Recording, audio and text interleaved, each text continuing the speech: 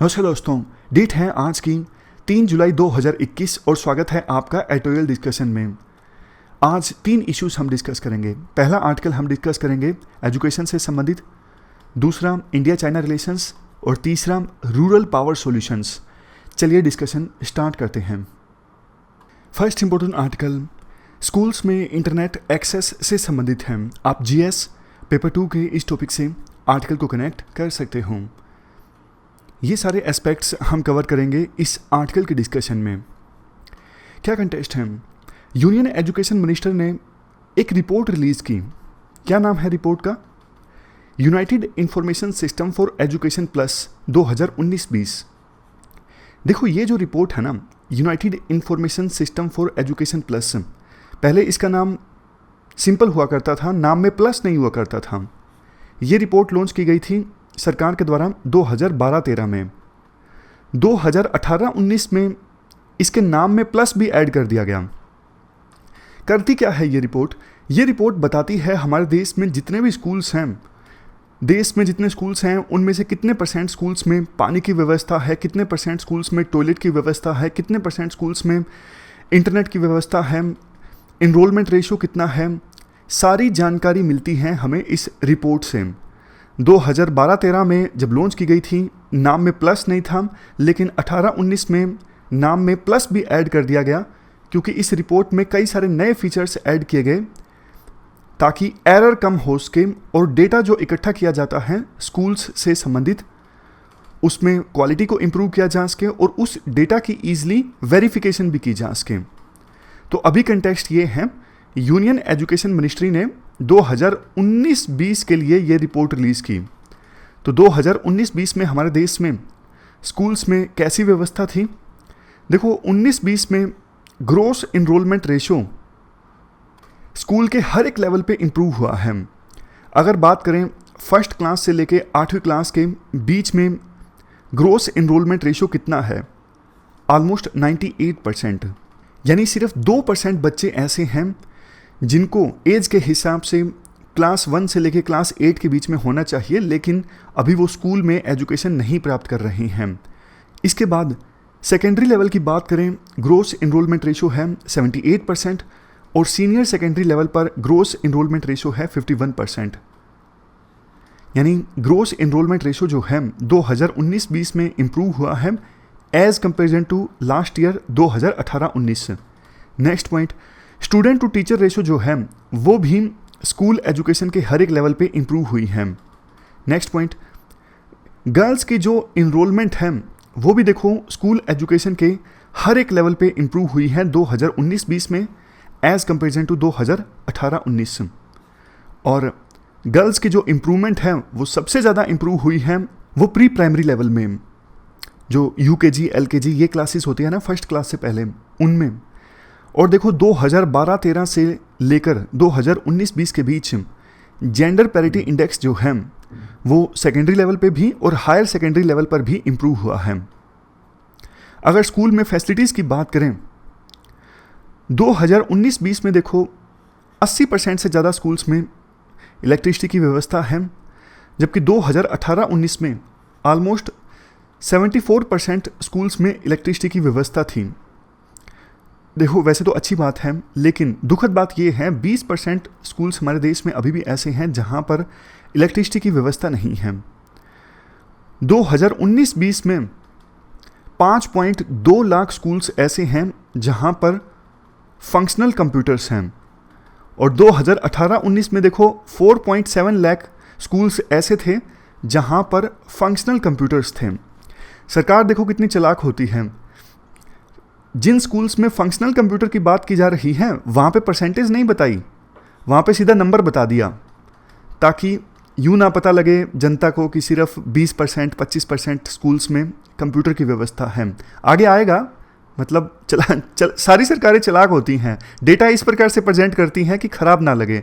जहाँ पे अच्छा डेटा था उनको तो परसेंटेज में दिखा दिया, और जहाँ पे परसेंटेज अच्छी नहीं है वहाँ पे परसेंटेज नहीं बताया, एब्सोल्यूट नंबर बता दिया। उसी प्रकार से नेक्स्ट पॉइंट में भी 2019-20 में हमारे देश में 3,36,000 स्कूल ऐसे थे जहाँ पर इंटरनेट फैसिलिटी थी, जबकि उससे पिछले साल 2018-19 में 2,90,000 स्कूल्स में इंटरनेट की फैसिलिटी थी। हाथ धोने की व्यवस्था की बात करें तो 2019-20 में 90% स्कूल्स में हाथ धोने की व्यवस्था थी, और जबकि देखो 2012-13 में सिर्फ 36% स्कूल्स ऐसे थे जहां पर हाथ धोने की व्यवस्था थी।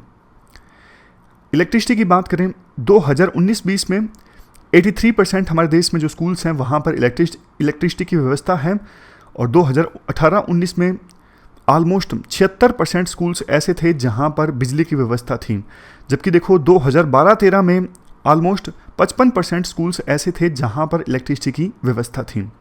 तो ये डेटा है, सारा डेटा तो नहीं लेकिन कुछ कुछ डेटा आप कोट कर सकते हो आंसर्स में, या फिर पूरा अगर ऐसे आ जाता है एजुकेशन इंफ्रास्ट्रक्चर पर तब इनमें से कुछ पॉइंट्स को आप कोट कर सकते हो।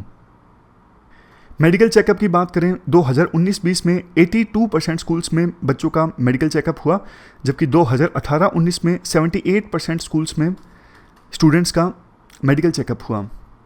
तो ये रिपोर्ट के कुछ इंपॉर्टेंट पॉइंट्स को हमने डिस्कस किया। अब कंसर्न्स की बात करते हैं।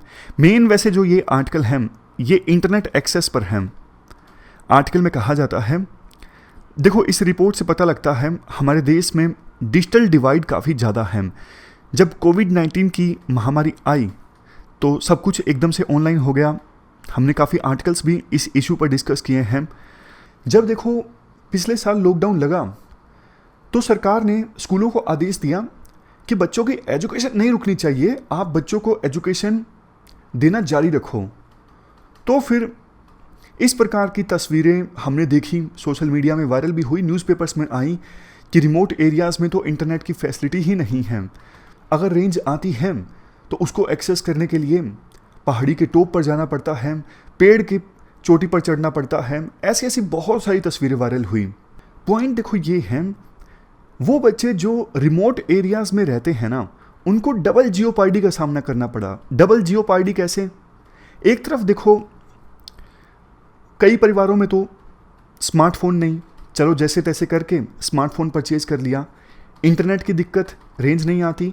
इवन उससे भी ज़्यादा जो मेन पॉइंट है राइटर यहाँ पे रेज करते हैं, हमारे देश में सिर्फ 22% स्कूल्स ऐसे हैं जहाँ पर इंटरनेट की व्यवस्था है। सिर्फ 22%। गवर्नमेंट स्कूल्स में तो हाल और भी बुरा है, सिर्फ 11% स्कूल्स ऐसे हैं सरकारी स्कूल्स जहाँ पर इंटरनेट की व्यवस्था है। और फंक्शनल कंप्यूटर की बात करें, देश में 37% स्कूल्स ऐसे हैं जहां पे कंप्यूटर हैं और वो फंक्शन करते हैं, और 28.5 गवर्नमेंट स्कूल्स ऐसे हैं जहां पर फंक्शनल कंप्यूटर्स हैं। तो देखिए, रिमोट एरियाज़ में बच्चे अगर सब कुछ अरेंज कर भी लें, चलो मान लिया पहाड़ की चोटी पे भी चढ़ गए और सब कुछ अरेंज कर लिया, फिर भी वहाँ के स्कूल्स में ही इंटरनेट की व्यवस्था नहीं है, तो वहाँ के टीचर्स कितना ऑनलाइन पढ़ा पाएंगे, ये भी अपने आप में एक बहुत बड़ा क्वेश्चन है। और देखो ये जो डेटा है ना, खास करके इंटरनेट से संबंधित, इसमें काफ़ी ज़्यादा डिस्पैरिटीज़ देखने को मिलती हैं विभिन्न स्टेट्स में। जहाँ एक तरफ केरला और दिल्ली के स्कूल्स में अच्छी व्यवस्था है, केरला के तो 87.84% स्कूल्स ऐसे हैं जहाँ पे इंटरनेट की फैसिलिटी है। उड़ीसा में सिर्फ 6.5% स्कूल्स ऐसे हैं जहाँ पर इंटरनेट की व्यवस्था है। बिहार में 8.5%, वेस्ट बंगाल में 10%, उत्तर प्रदेश में 13.62%। इस प्रकार से हमने रिपोर्ट के मुख्य पॉइंट्स को डिस्कस कर लिया, कंसर्न्स को डिस्कस कर लिया। अब बात करते हैं वे फॉरवर्ड की। देखो सीधी सी बात है, आज का जो समय है ना, इस समय में इंटरनेट का इस्तेमाल अगर कोई पर्सन नहीं करता है तो वो पिछड़ जाएगा। ज़्यादा इस्तेमाल करेगा तो भी पिछड़ जाएगा, लेकिन आगे बढ़ना है तो इंटरनेट पर सीखने के लिए बहुत कुछ है। इसलिए सरकार को ये तो सुनिश्चित करना होगा देश में एक भी स्कूल ऐसा ना हो जहाँ पे इंटरनेट की व्यवस्था ना हो। सरकार काफ़ी सारे ऑप्शंस को एक्सप्लोर कर सकती है। National broadband mission, BSNL network, दूसरे सर्विस प्रोवाइडर्स उनका इस्तेमाल कर सकती हैं स्कूल्स को कनेक्ट करने के लिए। अब तो आगे 5G आने वाला है, 5G में हाई वायरलेस बैंडविड्थ उपलब्ध होगी तो उसका लाभ उठाया जा सकता है। देखो कंप्यूटर की व्यवस्था करना मुश्किल नहीं है, कंप्यूटर की व्यवस्था की जा सकती है। एजुकेशन पे सरकार हायर फंड्स एलोकेट करे, चाहे जो कॉर्पोरेट सोशल रिस्पॉन्सिबिलिटी है उसका लाभ ले, कंप्यूटर की व्यवस्था हो जाएगी, लेकिन इंटरनेट की व्यवस्था करना थोड़ा मुश्किल है और इसके लिए सरकार को सीरियसनेस से काम करना होगा। तो ये हमने पूरा इशू डिस्कस किया, चलते हैं आगे। Next article India China relations से संबंधित है। आप जीएस पेपर 2 के इस टॉपिक से आर्टिकल को रिलेट कर सकते हो। M.K. नारायणन जो फॉर्मर नेशनल सिक्योरिटी एडवाइजर हैं, उन्होंने ये आर्टिकल लिखा है। ये सारे एस्पेक्ट्स हम इस आर्टिकल में कवर करेंगे। क्या कंटेक्स्ट है? देखो, चाइना की जो रूलिंग कम्युनिस्ट पार्टी है ना, चाइनीज़ कम्युनिस्ट पार्टी, इसको 1 जुलाई को 100 साल पूरे हो गए। जो अंदर ही अंदर शी चिनफिंग की मजबूत होती पोजीशन से खुश नहीं है, वो हटाना चाहते हैं शी चिनफिंग को, लेकिन ऐसे लीडर्स का लेवल कितना है, पावर कितनी है, ये कुछ नहीं पता। शी चिनफिंग देखो अपने आप को चाइना के इतिहास में माओ के बाद दूसरा सबसे स्ट्रॉन्ग लीडर साबित करना चाहते हैं। देखो, ये तो पता था कि धीरे धीरे चाइना जिस गति से बढ़ रहा था, ये पता था कि चाइना आगे जाके यूएसए को रिप्लेस करेगा, लेकिन शी चिनफिंग के कार्यकाल में इस गति को बहुत ज़्यादा इंक्रीज कर दिया गया है। यानी अब चाइना दूसरे देशों के साथ टकराने को तैयार है। अपनी ग्लोबल इन्फ्लुएंस इंक्रीज करने के लिए चाइना कुछ भी करने को तैयार है। चाइना बहुत ज़्यादा एग्रेसिव हो गया है। ये किसी ने उम्मीद नहीं की थी कि इतना जल्दी चाइना इतना एग्रेसिव हो जाएगा, लेकिन शी चिनफिंग के कार्यकाल में चाइना बहुत एग्रेसिव हो गया है। जैसे लगता है चाइना अब इंतजार करने को तैयार नहीं है। चाइना जल्द से जल्द यूएसए को रिप्लेस करके खुद सुपर पावर बनना चाहता है। इसी वजह से जो वेस्टर्न कंट्रीज हैं वो अब धीरे धीरे एकजुट हो रही हैं चाइना की एग्रेसिवनेस के अगेंस्ट। अभी जो G7 का समिट ऑर्गेनाइज हुआ, उसमें आपने देखा किस प्रकार से G7 कंट्रीज ने चाइना के अगेंस्ट, चाइना की मिलिट्री पॉलिसीज के अगेंस्ट, चाइना के एम्बिशंस के अगेंस्ट अपनी नाराजगी जाहिर की। बात करें इंडिया की, पिछले साल चाइना का इंडिया के साथ बॉर्डर डिस्प्यूट को लेके वायलेंस हुआ था गलवान वैली में। आपको पता है हमारे 20 जवान शहीद हो गए थे और चाइनीज साइड से भी कैजुअलिटीज हुई थी। तो देखो, राइटर ये बोलते हैं अभी भी सिचुएशन लद्दाख बॉर्डर में इंप्रूव नहीं हुई है। नई खबरें आ रही हैं, तनाव अभी भी बरकरार है इंडिया और चाइना की पीपल लिबरेशन आर्मी के बीच में। तो हमें चाइना के पास्ट बिहेवियर से कुछ ना कुछ सीखना चाहिए। कहते हैं जब 1962 का वार हुआ था ना इंडिया और चाइना के बीच, तब माओ इंटरनल प्रॉब्लम्स से जूझ रहे थे और इंडिया के साथ वार करने का फैसला लेना एक फैक्टर ये भी था उसके पीछे कि जो इंटरनल प्रॉब्लम्स थी माओ की, उससे ध्यान भटकाना।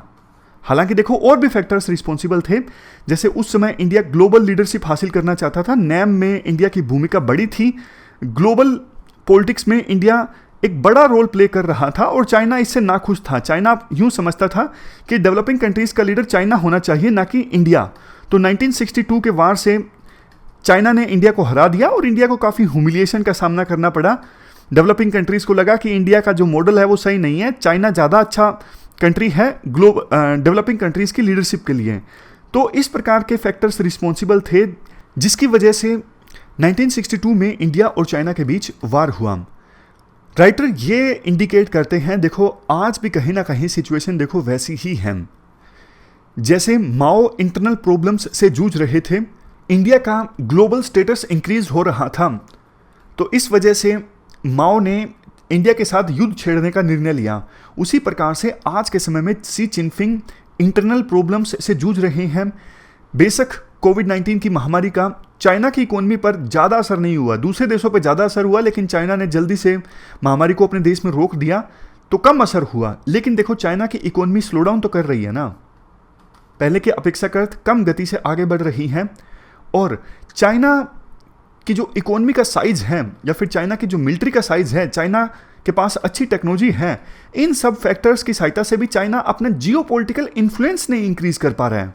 मतलब ऐसा नहीं कि इन सब स्ट्रेंथ की सहायता से चाइना ने बहुत सारे देशों को पूर्णतया अपने ग्रुप में शामिल कर लिया हो, जैसे यूएसए के ग्रुप में या फिर यूएसएसआर के ग्रुप में लोग शामिल थे, देश शामिल थे कोल्ड वार के दौरान। ऐसा देखने को नहीं मिला है। इवन बांग्लादेश जैसे जो देश हैं जिन्होंने चाइना से सहायता ली है, वो भी पूर्णतया चाइना के ग्रुप में जाने को तैयार नहीं है। वो भी यूएसए और चाइना दोनों का फायदा उठाना चाहते हैं। दूसरा देखो, इवन इंडिया की तरफ वेस्टर्न कंट्रीज का टिल्ट ज़्यादा है,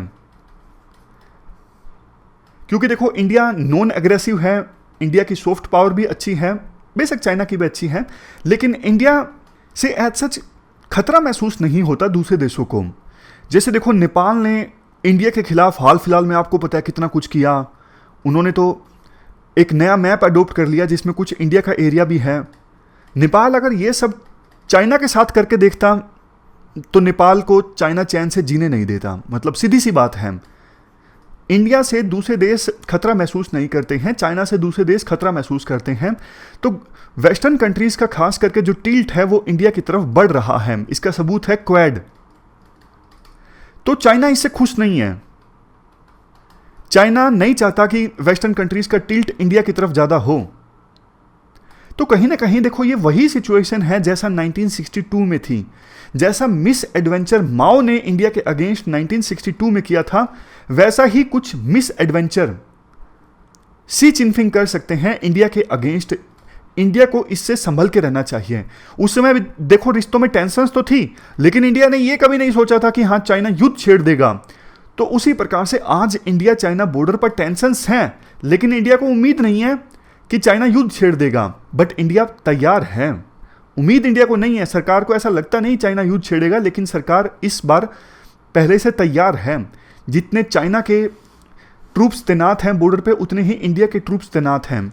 अब खबरें ऐसी भी आ रही हैं कि चाइना जो है लोकल जो तिब्बत के यूथ हैं उनको भेज रही है ज़्यादा से ज़्यादा लद्दाख एरिया में जो इंडिया के साथ बॉर्डर लगता है वहाँ पर, क्योंकि जो तिब्बत के लोकल यूथ हैं उनको ज़्यादा एक्सपीरियंस होगा एक्सट्रीम कंडीशंस में लड़ने का। ये चाइना की रणनीति है। तो चाइना के किसी भी प्रकार के मिस एडवेंचर से इंडिया को बच के रहना चाहिए, संभल के रहना चाहिए और अपने आप को तैयार करके रखना चाहिए। ये पूरा आर्टिकल हमने डिस्कस किया, चलते हैं आगे। Next article rural power solutions से संबंधित है। आप जीएस पेपर 3 के इस टॉपिक से आर्टिकल को रिलेट कर सकते हो।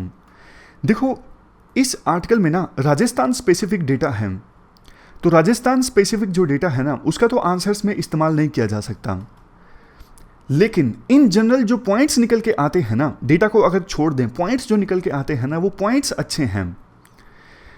जैसे ये पॉइंट जो है ना, ये डेटा है, ये फिगर है, इसका इस्तेमाल किया जा सकता है। 2010 में हमारे देश में 55% जो रूरल हाउस होल्ड्स हैं वो इलेक्ट्रीफाइड थे, लेकिन 2020 में हमारे देश में 96% जो रूरल हाउस होल्ड्स हैं वो इलेक्ट्रीफाइड हैं। यानी पिछले 10 सालों में हमने ज़्यादातर जो रूरल हाउस होल्ड्स हैं उनको इलेक्ट्रीफाई कर दिया है, उन घरों में बिजली अब जाती है। बट देखो दिखते हैं पावर सेक्टर में ना काफ़ी सारी प्रॉब्लम्स हैं। जैसे ज़्यादातर जो इलेक्ट्रिसिटी प्रोड्यूस होती है वो फॉसिल फ्यूल से प्रोड्यूस होती है, लेकिन फॉसिल फ्यूल से जब इलेक्ट्रिसिटी प्रोड्यूस होती है तो इन्वायरमेंट में एमिशन काफ़ी ज़्यादा होता है, इन्वायरमेंट को नुकसान पहुंचता है, ग्लोबल वार्मिंग, क्लाइमेट चेंज, ये सब होता है। नेक्स्ट पॉइंट, इलेक्ट्रिसिटी को ट्रांसमिट करने में लॉस काफ़ी ज़्यादा हो जाता है, और जो इलेक्ट्रिसिटी को डिस्ट्रीब्यूट करने वाली कंपनीज हैं उनकी फाइनेंशियल कंडीशन खस्ता है। पावर प्लांट से जो इलेक्ट्रिसिटी जनरेट होती है वो इंफ्रास्ट्रक्चर पुराना है, ट्रांसमिशन का नेटवर्क भी काफ़ी पुराना हो चुका है, इस वजह से लॉस और भी ज़्यादा होता है। स्टेट जो है पावर को प्रोक्योर नहीं कर पाती, मतलब इसलिए 24 घंटे बिजली हर जगह नहीं है। ये मेन पॉइंट्स हैं। इसके अलावा पॉलिसी पैरालिसिस, कोऑर्डिनेशन इश्यूज़, ये तो देखो जनरल पॉइंट्स हैं, आप किसी भी आंसर में लिख सकते हो घुमा फिरा के। तो ये इश्यूज़ हैं पावर सेक्टर में। सॉल्यूशन क्या है? सॉल्यूशन राइटर अच्छा देते हैं। हमारे देश में देखो स्कूल्स तो हर जगह हैं, थोड़े डिस्टेंस पे स्कूल आपको हर जगह मिलेगा। तो स्कूल के ऊपर रूफ टॉप सोलर पैनल लगाया जाए, स्कूल की जो छत है ना वहाँ पे सोलर पैनल लगाया जाए और उस सोलर पैनल से इलेक्ट्रिसिटी जनरेट हो और उस इलेक्ट्रिसिटी का इस्तेमाल हो। और ना सिर्फ देखो स्कूल्स, बल्कि रूरल एरियाज में जो भी बिल्डिंग्स है ना, जैसे पंचायत की बिल्डिंग है, कोई रेलवे स्टेशन है या फिर बस स्टॉप की बिल्डिंग है, हर जगह इस प्रकार के रूफ टॉप सोलर पैनल से इस्टेब्लिश किए जा सकते हैं। ये इस्टेब्लिश किए गए हैं पास्ट में कई सारे स्कूल्स के ऊपर और इन्होंने अच्छा काम किया है। एक तो देखो जब स्कूल के ऊपर ये पैनल्स लगते हैं स्कूल अपने आप में इंडिपेंडेंट हो जाता है। ऐसा नहीं कि हाँ बिजली आ रही है, कट लगा है, कुछ नहीं, पैनल लगा है, और अगर बैटरी भी जोड़ दी जाती है तो कुछ जो इलेक्ट्रिसिटी है वो स्टोर करके भी रखी जा सकती है। तो कल को अगर ऐसी कोई दिक्कत आती है, तो मान लीजिए सूरज नहीं उदय हुआ, पिछले 2-3 दिनों से लगातार बारिश आ रही है, तो भी बैटरी में जो इलेक्ट्रिसिटी स्टोर होगी उसका इस्तेमाल किया जा सकता है। और देखो सबसे मेन बात जो ये है ना, ये पावर सेक्टर में जो इश्यूज थे वो एड्रेस हो जाते हैं अगर इस प्रकार से ज़्यादा रूफ टॉप सोलर पैनल्स लगाए जाते हैं। फॉसिल फ्यूल से इलेक्ट्रिसिटी जनरेट नहीं होगी, रिन्यूएबल एनर्जी है सोलर एनर्जी, तो ट्रांसमिशन में जो लॉस हो जाता है वो नहीं आएगा, इलेक्ट्रिसिटी डिस्ट्रीब्यूशन कंपनीज की फाइनेंशियल हेल्थ खराब नहीं होगी। मतलब ये सारे फायदे हो जाएंगे अगर ज़्यादा से ज़्यादा रूफ टॉप सोलर पैनल्स लगाए जाते हैं। तो सबसे इंपॉर्टेंट यही पॉइंट निकल के आता है। बाकी राजस्थान स्पेसिफिक डेटा है वो एग्जाम के लिए इंपॉर्टेंट नहीं है। तो हमारी आज की इस डिस्कशन में इतना ही है। आज हमने 3 इश्यूज डिटेल से डिस्कस किए। Thank you very much for discussion.